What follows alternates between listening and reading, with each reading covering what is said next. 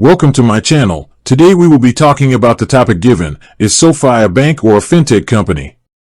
SoFi, or social finance, is both a financial technology company and a bank.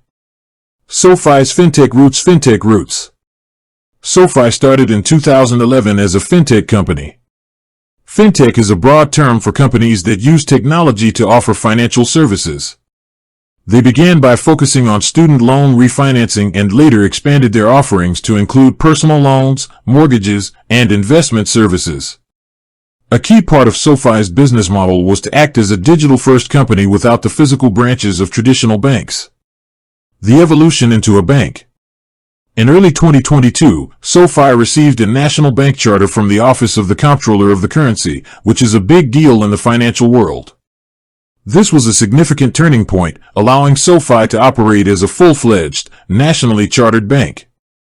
To do this, they acquired a small bank called Golden Pacific Bank.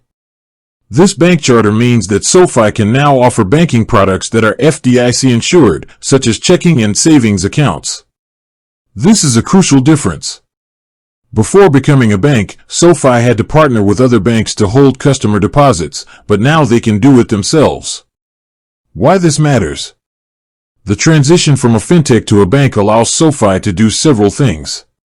Offer competitive interest rates on savings and checking accounts since they no longer have to pay a partner bank a fee to hold their customers' deposits. Hold a greater portion of each transaction, which can increase their profitability. Be subject to federal banking oversight, which adds a layer of trust and security for their customers. In summary, SoFi began as a fintech disruptor, and now it has successfully evolved into a full-service, digital-first bank, while still maintaining its technology-focused approach. With that being said, thank you for watching. For more finance videos, kindly check my page. Please like, share, comment, and subscribe to my channel. Thank you.